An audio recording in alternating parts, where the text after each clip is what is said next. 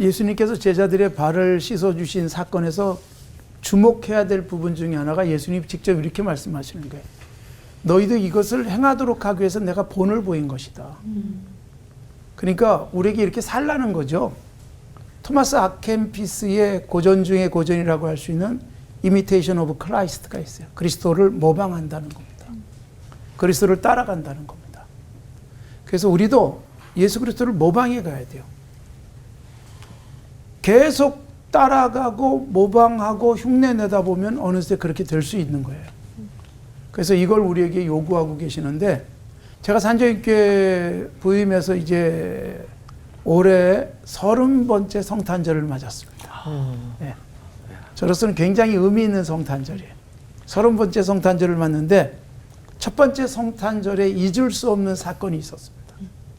한국의 슈바이자라고 불리는 장기르 장로님이 성탄절 아침에 천국 가셨어요. 아침 6시에 서울대학교 병원 장례식장에 가서 그분을 잘 모시고 그리고 장례식을 치렀습니다. 제가 그 장례식을 치르면서 무슨 생각을 했는가 하면, 야, 내가 산정교회 목사구나. 이거에 대한 자부심을 가졌어요. 4월 달에 주기철 목사님 추모 예배를 드렸었거든요. 처음으로. 그 10월 달에 조만식 장로님 추모 예배를 드렸어요.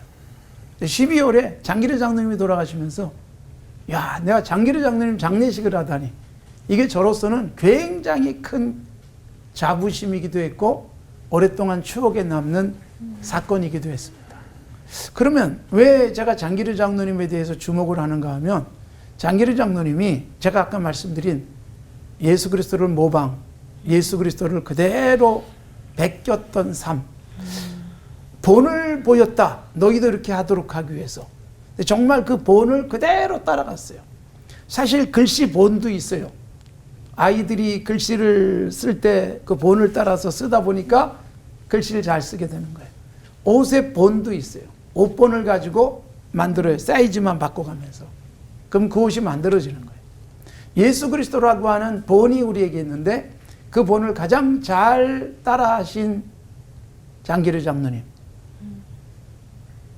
그분의 그 삶 자체가 예수님이 그렇게 하셨을 것 같은 그런 삶을 사셨어요. 지금도 부산에 가면 복음병원에 옥탑방이 있습니다.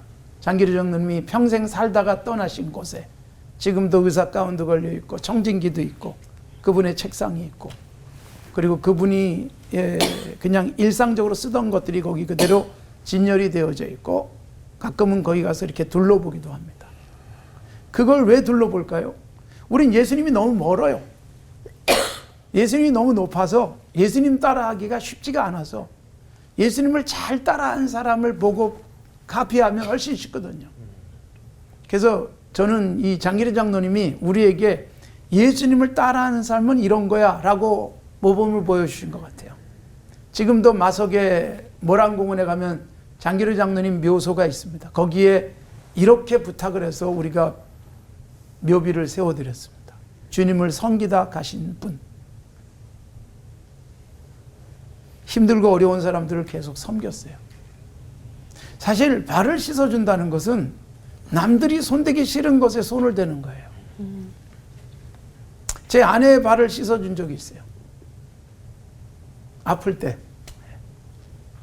그러면서 이렇게 발을 만져주면 아내도 행복해 하는 것 같아요. 그렇게 씻어주기 시작했더니 요즘은 발을 쭉 내밀고 주물르라고 많이 합니다. 분명히 하루 종일 돌아다니던 발을 주물르라고 하는데 얼마나 저는 좋은지 몰라요.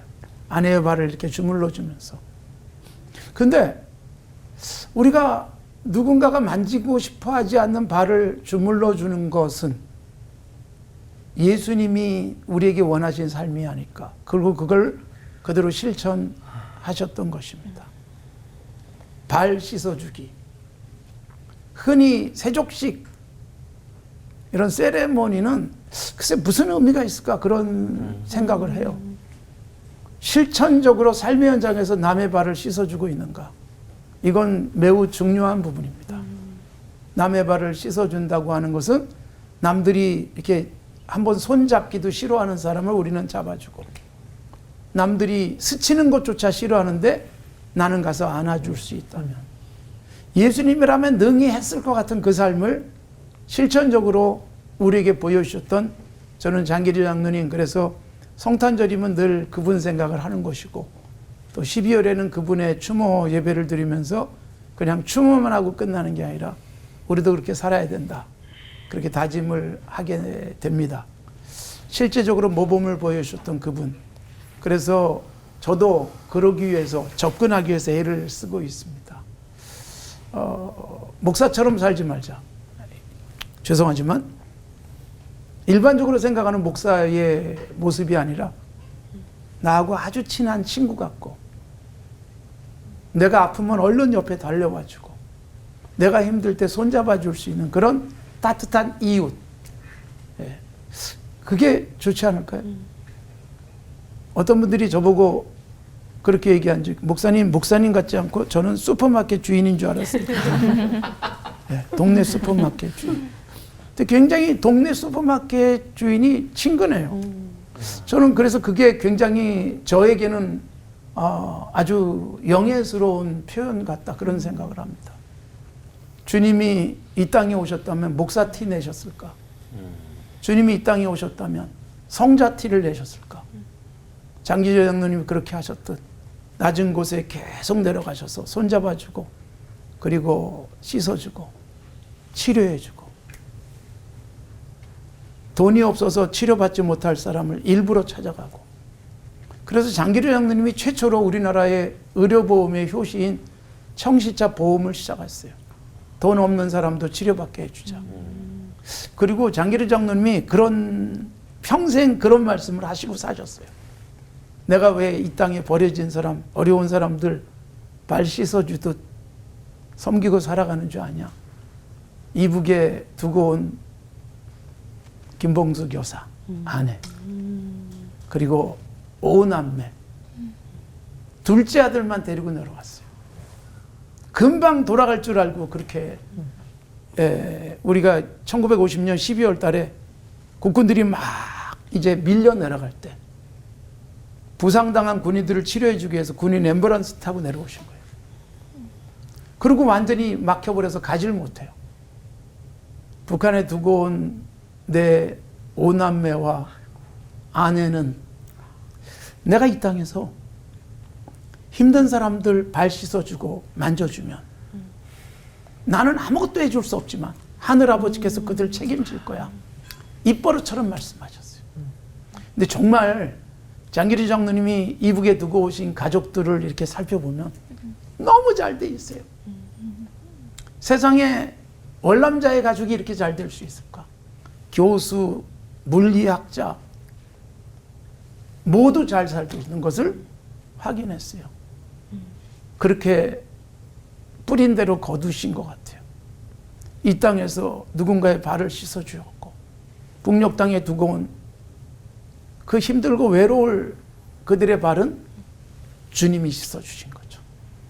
기도하겠습니다. 하나님 아버지, 우리도 서로 발 씻어주듯 그렇게 섬기며 살게 하시고, 예수님이라면 그렇게 했을 것 같은 그런 삶을 살아가게 하옵소서. 아멘. 크리스마스가 우리에게 그냥 즐기고 선물 주고받는 날이 아닌 주님처럼 낮은 곳으로 내려가서 무릎 꿇고 발 씻어주듯 그렇게 살아가게 하옵소서. 예수님의 이름으로 기도드립니다. 아멘. 아멘.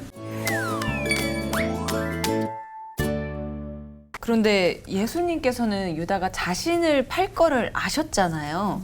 그런데도 어떻게 이렇게 친히 유다의 발을 그럼에도 불구하고 씻겨주실 수 있었던 건지, 또 예수님이 하신 말씀을 새겨보면은 그 속에 좀 예수님의 의중을 알 수 있지 않을까 싶거든요. 김가수 목사님. 네.